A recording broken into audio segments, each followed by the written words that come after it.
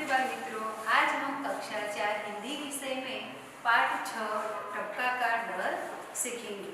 बच्चों, टपका का डर ये एक कहानी है। यहाँ किस टपके की बात बताई है? तो बरसात के मौसम में आसमान में से जो पानी की बूंदें टपकती है, हम उसे टपका कहते हैं। यहाँ इस कहानी में वह टपका की बात बताई है।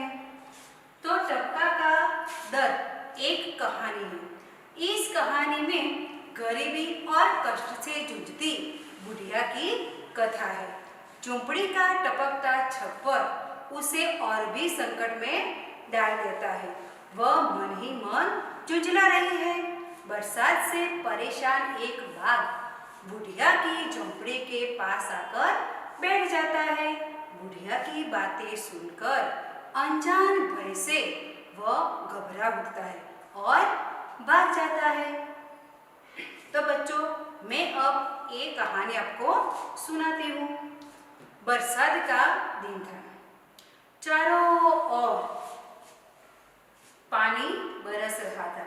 जंगल में बुढ़िया का घर भीग रहा था। जल्दी ही बुढ़िया का घर टपकने लगा। घर टपकने से बुढ़िया बहुत परेशान हो उठी, परंतु करती भी क्या?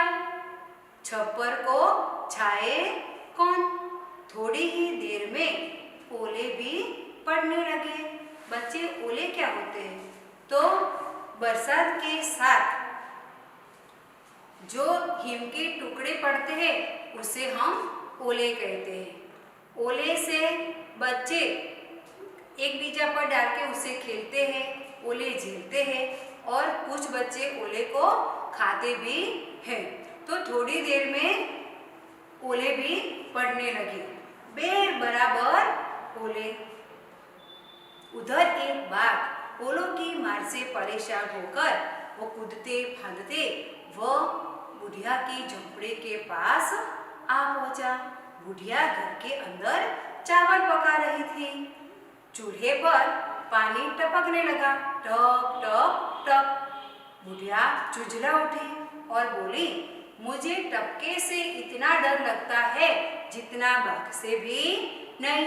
बाघ ने सोचा कि बुढ़िया मुझसे तो डरती नहीं है, मगर टपका से डरती है, तो टपका तो मुझसे भी बड़ा जानवर होगा।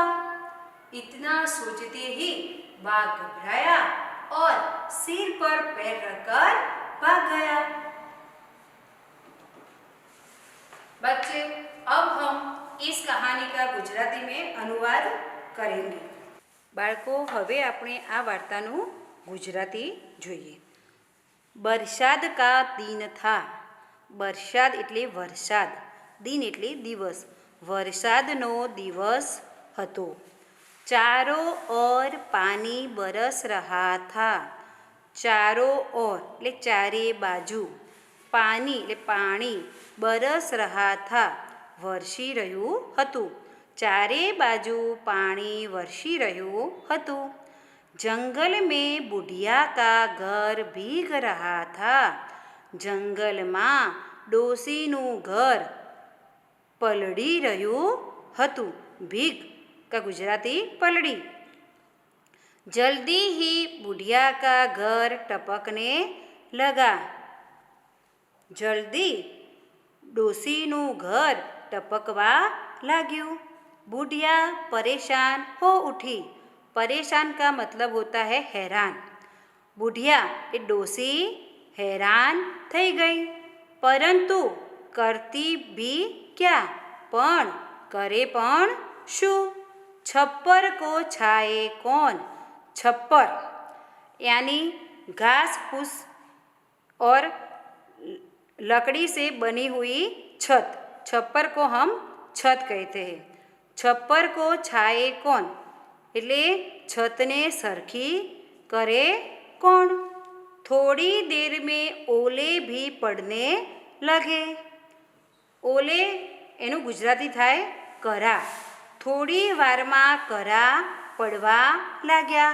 बेर बराबर ओले। बेर એટલે બોર बोर जेवड़ा करा। उधर एक बाघ ओलों की मार से परेशान हो उठा। उधर ले त्या एक वाघ करानी मारथी हैरान थई गयो। कूदते फांदते वह बुढ़िया के घर के पास पहुंचा। दौड़तो कूदतो ते डोसीना घर पासे पहुंचो। बुढ़िया अंदर चावल पका रही थी। चावल यानी भात। डोसी अंदर भात रांधती हती। चूल्हे पर पानी टपक रहा था, टप टप। चूल्हा पर पानी टपकी रह्યું હતું, टप टप। वह झुंझला उठी और बोली। ते गुस्से थई अने बोली, मुझे टपका से इतना डर लगता है जितना बाघ से भी नहीं। मने टपकाथी जेटली बीक लागे छे एटली वाघथी पण लागती नहीं। बाघ ने सोचा। वाघ ने विचार्यो, बुढ़िया मुझसे तो डरती नहीं मगर टपका से डरती है। डोसी माराथी तो डरती नहीं पण टपकाथी डरे छे। जरूर टपका मुझसे એટલે મારાથી भी बड़ा जानवर होगा। એટલે કે જરૂર ટપકું મારાથી પણ मोटू जानवर हसे। बस इतना सोचते ही बाघ घबराया और सिर पर पैर रखकर भाग गया। बस एटलू विचारीने वाघ गभरायो अने खूब झड़पथी भागी गयो। बाळको हवे आपणे आ वार्ताना शब्दार्थ समझीए। परेशान, हैरान। छप्पर को हम छत भी कहते हैं। जो छत लकड़ी और घास उससे बनी होती है। ओले, ओले को हम गुजराती में करा कहते हैं। तो बारिश के वक्त जो हिम के टुकड़े गिरते हैं उसे हम ओले कहते हैं। बे, बोर। डर, डर भय बीक। पानी, जल नीर। बरसात तो बारिश। ओले वर्षा के साथ गिरने वाले हिम के टुकड़े। चावल भात। अब हम इस कहानी के मुहावरे समझेंगे। जुझला उठना, क्रोधित होना। दूसरे नंबर में सिर पर पैर रखकर भागना, तो तेज गति से भागना। बच्चों अब हम इस कहानी का अभ्यास समझेंगे। अभ्यास में पहला प्रश्न है, निम्नलिखित प्रश्नों के उत्तर दीजिए। इसमें पहला प्रश्न है, तुम्हारे गांव में कैसे कैसे घर है। तो तुम्हारे गांव में कैसे घर है, तुम्हारे सभी बच्चों को अपने गांव में कैसे घर है यहाँ उत्तर लिखना है। तो कि मेरे गांव में मिट्टी, सीमेंट और झोपड़ी जैसे घर हैं। दूसरे नंबर में प्रश्न है, तुम्हारा घर किन किन चीज़ों से बना है। तो मेरा घर मिट्टी, सीमेंट, पत्थर, खपरेल आदि से बना है। तीसरा प्रश्न है, छप्पर किन किन चीज़ों से बनता है। तो छप्पर घास, फूस, खपरेल और लकड़ियों से बनता है। चौथा प्रश्न है, बरसात के मौसम में क्या क्या होता है। तो बच्चों बरसात के मौसम में बिजली चमकती है, बादल गरजते हैं, बारिश होती है और कभी कभी ओले भी पड़ते हैं। 5वें नंबर में है, ओले पड़ने पर तुम लोग क्या करते हो? तो ओले पड़ने पर हम ओले को जोलते हैं, एक बीजा पर डाल के उससे खेलते हैं और खाते हैं। छठा प्रश्न है, ओले पड़ने पर किस तरह का नुकसान होता है? तो बच्चों, जब ओले पड़ते हैं तो फसल और कच्चे घरों की छत को नुकसान होता है। 7 नंबर का प्रश्न है, तुमने कितने प्रकार के चूल्हे देखे हैं? तो सभी बच्चों, तुम्हें जिन जिन प्रकार के चूल्हे देखे हैं, यहाँ चूल्हे के नाम यहाँ लिखने हैं। तो कि हमने मिट्टी का, लोहे का चूल्हा देखा है। 8वां प्रश्न है, जंगल में बाघ के अलावा और कौन से प्राणी रहते हैं? तो जंगल में बाघ के अलावा सिंह, खरगोश, लोमड़ी, भालू आदि प्राणी रहते हैं। 9वां नंबर का प्रश्न है, बुढ़िया मन ही मन क्यों झुझला रही है? तो चूल्हे पर पानी टपकने से बुढ़िया मन ही मन झुझला रही है। 10 नंबर का प्रश्न है, बाघ सिर पर पैर रखकर क्यों भाग गया? तो बुढ़िया ने कहा कि मैं बाघ से नहीं डरती मगर टपका से डरती हूँ। ये सुनकर बाघ ने सोचा कि टपका जरूर कोई मुझसे बड़ा जानवर होगा। यह सोचकर बाघ सिर पर पैर रखकर भाग गया। प्रश्न 2, जंगल में और क्या क्या भीग रहा होगा? सूची बनाइए। तो बच्चों, जंगल में क्या क्या होता है? तो कि जंगल में पेड़, पौधे, पशु, पक्षी, पत्थर आदि भीग रहे होंगे। अब हम इस कहानी का स्वाध्याय समझेंगे। स्वाध्याय में पहला प्रश्न है, निम्नलिखित प्रश्नों के उत्तर लिखिए। में पहला प्रश्न है, बच्चों इस स्वाध्याय के सारे प्रश्नों के उत्तर हमें इस कहानी के आधार पर ही देना है। पहला प्रश्न है, बुढ़िया कहाँ रहती है? तो बुढ़िया जंगल में रहती है। दूसरा प्रश्न है, बरसात में बुढ़िया के घर में क्या टपकने लगा? तो बरसात में बुढ़िया के घर में पानी टपकने लगा। तीसरा प्रश्न है, ओलों की मार से परेशान होकर बाघ कहाँ आ गया? तो कि ओलों की मार से परेशान होकर बाघ बुढ़िया के घर के पास आ गया। चौथा प्रश्न है, पानी टपकने की आवाज कैसी थी? पानी टपकने की आवाज थी टप टप। पांचवा प्रश्न है, बुढ़िया को सबसे ज्यादा डर किससे लगता है? तो बुढ़िया को सबसे ज्यादा डर टपका से लगता था।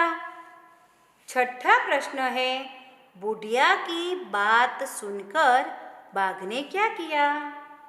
तो उसका उत्तर है, बुढ़िया की बात सुनकर बाघ सिर पर पैर रखकर भाग गया।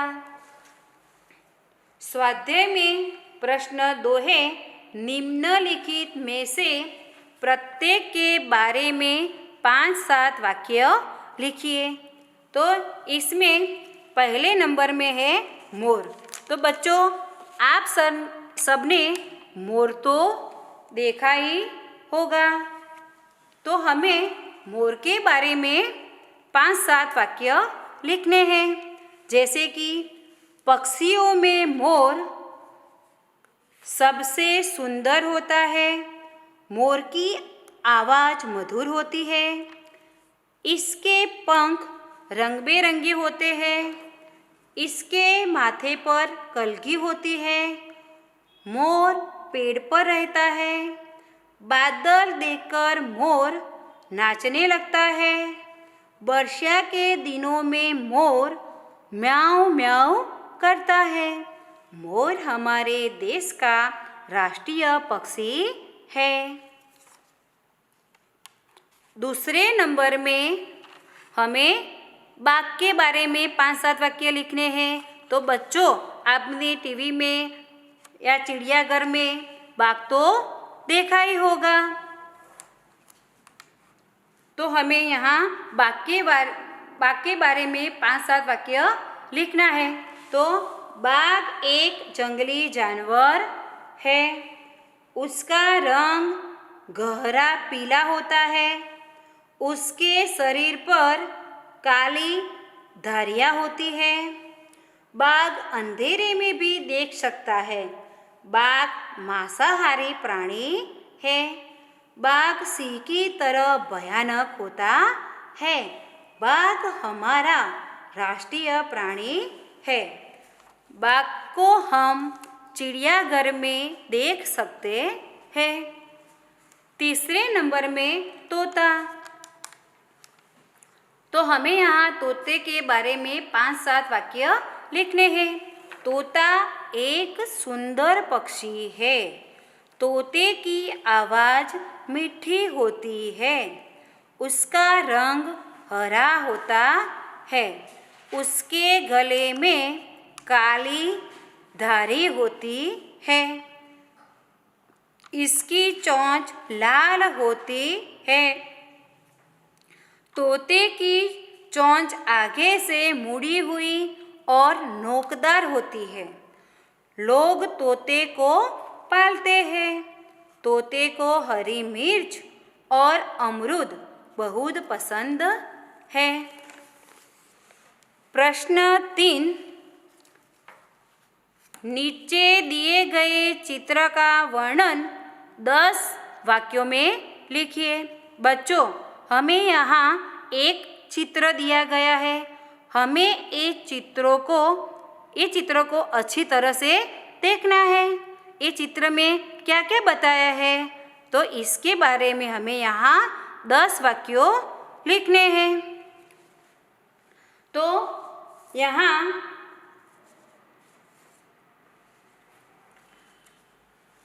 एक गुब्बारे बेचते हुआ दिखता है। एक सपेरा है जो खेल बताता है। मेले में हमें यहाँ चित्र में देखते हैं तो मेले में तरह तरह की दुकानें दिखाई देती है। मेले में 2 चकडोल भी दिखाई देते हैं। एक छोटा है और दूसरा बड़ा है। कुछ लोग चकडोल में बैठकर मज़ा लेते हुए हमें दिखाई देते हैं।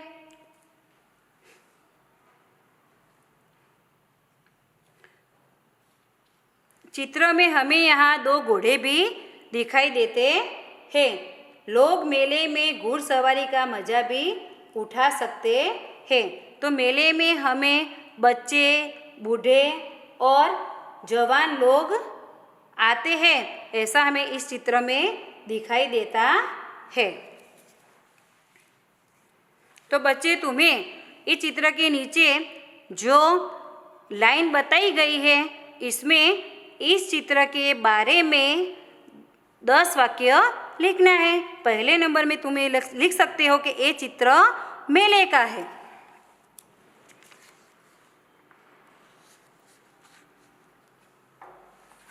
प्रश्न 4, नीचे दिए गए चित्र के आधार पर कहानी लिखिए। बच्चों, यहाँ हमें 6 चित्र दिए गए हैं। हमें ये चित्र को अच्छी तरह से देखना है। पहले चित्र में एक शेर सोता हुआ दिखाई देता है और उसके शरीर पर चूहा दौड़ता हुआ दिखाई देता है। दूसरे नंबर के चित्र में शेर ने चूहे को पकड़ा हुआ दिखाई देता है। तीसरे नंबर के चित्र में शेर और चूहा कुछ बातें करते हुए दिखाई देते हैं। चौथा नंबर के चित्र में शेर बैठा है और चूहा दौड़ता हुआ दिखाई देता है। पांचवें चित्र में शेर जाल में फंसा हुआ दिखाई देता है और चूहा जाल को कुतरता हुआ दिखाई देता है।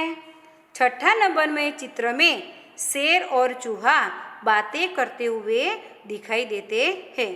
तो बच्चों, हमें एक सारे चित्रों को लेकर एक कहानी लिखनी है। तो बच्चों, मैं आज तुमको इस सारों चित्रों के लेकर एक कहानी सुनाती हूँ।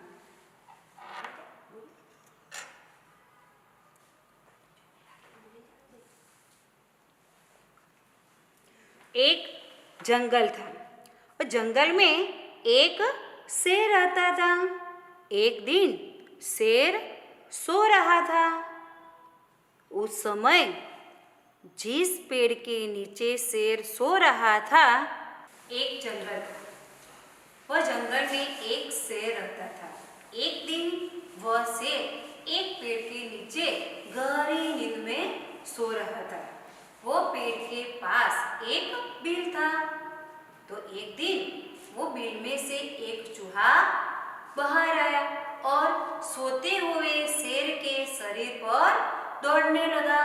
तब सोते हुए शेर की नींद टूट गई और शेर बहुत गुस्से में आया और गुस्से में आकर शेर ने चूहे को पकड़ दिया। तब चूहे ने कहा, महाराज, मुझे छोड़ दो, किसी वक्त मैं तुम्हारे काम आ सकता हूँ। तब शेर को हंसी आई कि छोटा सा जानवर मेरे काम क्या आएगा।